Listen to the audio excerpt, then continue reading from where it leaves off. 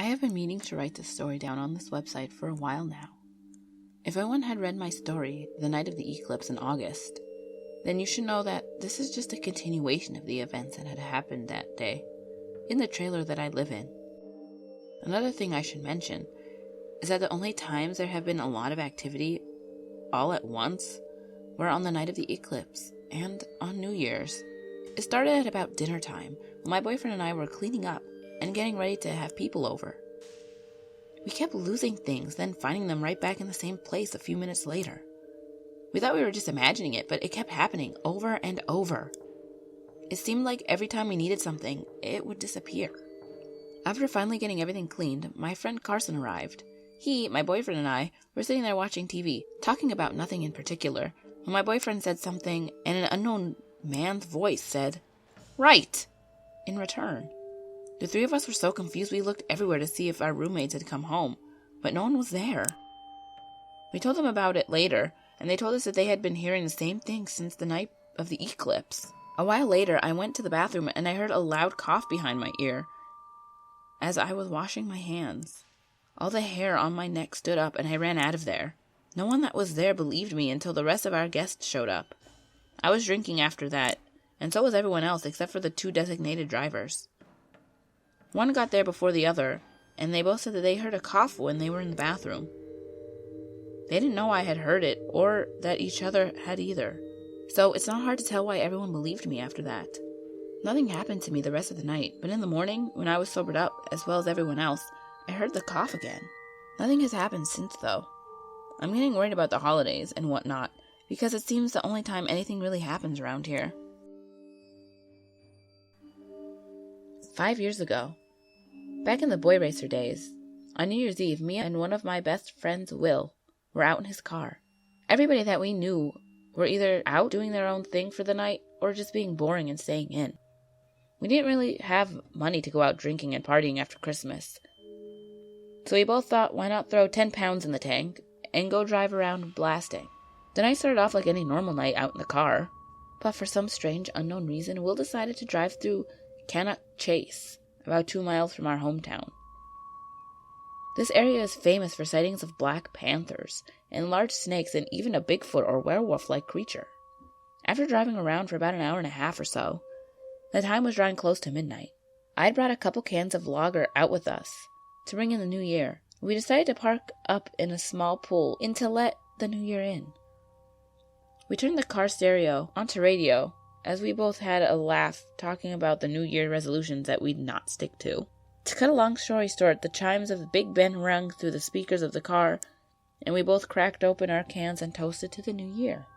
We sat there for about another half hour, when Will suddenly flinched and said, "Did you just move your arm behind me then?" Bearing in mind that my one hand was holding the can, and the other was holding my mobile. Will then suddenly turned the key into the ignition, barreled and rammed the car into first, and floored the car wheels spinning down the road. We were parked up about 300 meters from the Baptist College. Will hurled past the building, over the junction, without looking, and onto the gravel car park opposite, when he suddenly pulled the handbrake up, and the car spun around 180 degrees. He immediately threw open the driver's side door and started being violently sick. I said to him, confused, shaken up, and angry, "What the bloody hell are you doing, you idiot?"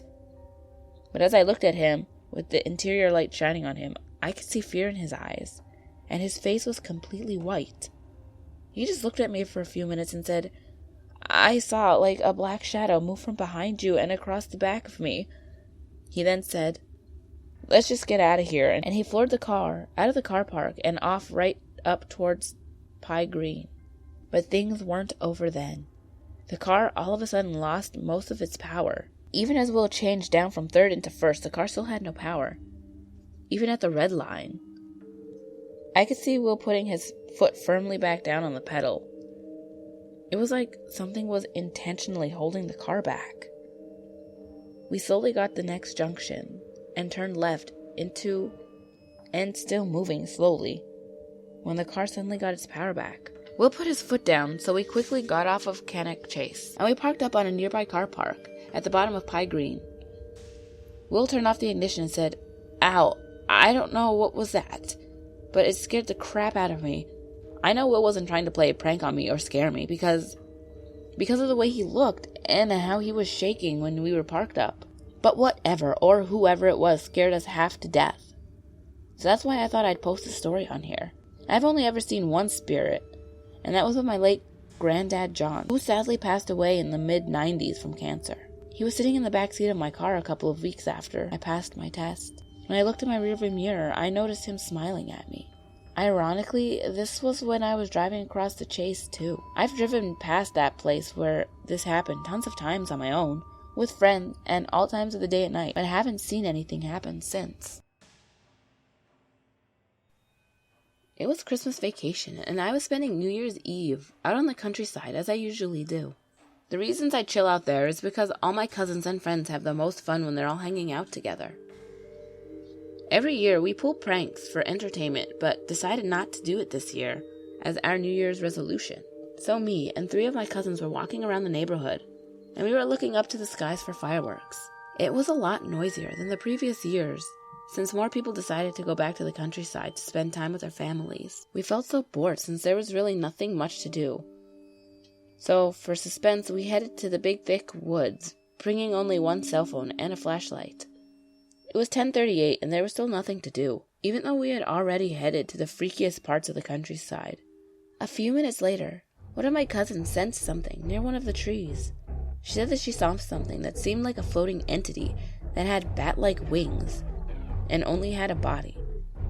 Anything below was either concealed or invisible. She said that the unknown being suddenly flew away before she could identify what the thing actually was. There was a huge silence between the 4 of us, which was immediately broken when another one of my cousins started walking without telling why or what reason he had to leave us.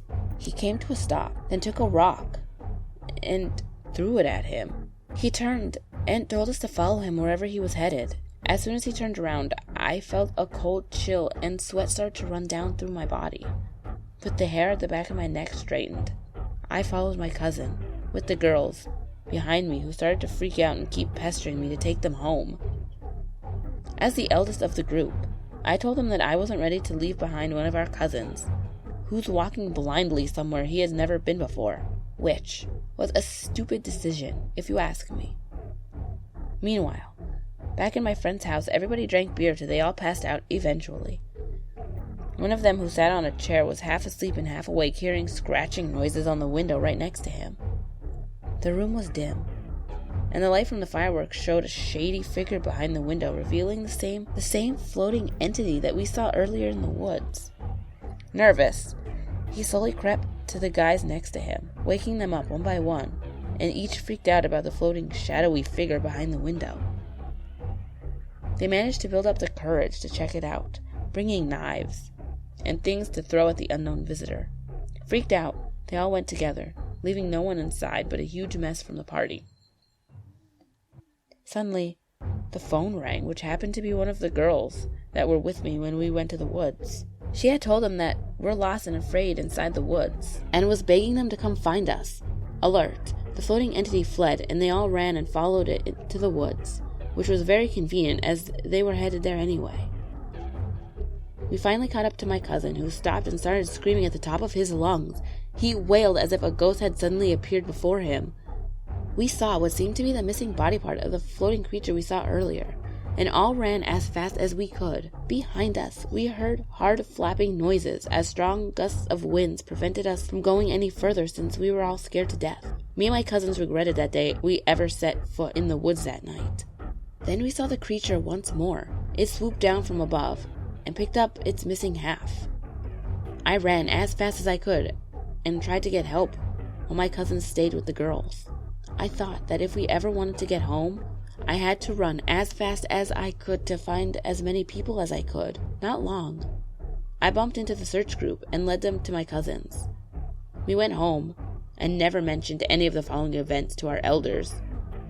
We figured that they wouldn't believe us, even if we told them anyway. And more importantly, get in a hell lot of trouble if we told them that we went into the woods at night, alone. Whatever happened that night, we kept it to ourselves. We never mentioned it to anyone or anything, because who'd believe a couple of teens who got drunk in the middle of the night anyway? Right? Still, everything we saw that night was real. I was not drunk, nor were my cousins. We believe that the creature is called a managal, which is described in Filipino folklore as an inhuman creature that takes the form of a human by day and grows bat-like wings at night. Splitting the body in half, it leaves the lower part hidden somewhere and flies off to feed on fresh meat, poultry, and sometimes human flesh. So, don't think that my story's fake, because there's a lot of events like this that have happened in the past and still happen to this day. I hope you guys had a happy new year. 2016, can you believe it? Oh my gosh. I wonder, what's going to happen to my channel this year. I know a lot of horror channels last year blew up, and I have a feeling I missed the blow up train, so I guess we'll see. As long as you guys stick around, I will be content. What did you guys do for New Year's? Anything fun? I have no idea how old you guys are. I'm 23, so I did some Jello shots and watched the anime Death Parade, all of it. So that's what I did. Let me know what you guys did in the comments. And remember, also in the description, I will have my email for you to email me your stories if you'd like. Or, if you have like pictures, that'd be cool. Like ghost pictures, like of orbs and stuff, that'd be cool. And my Facebook as well. And don't forget, my last video will be on the top left, my next video bottom left. And remember, there's always someone or something watching you.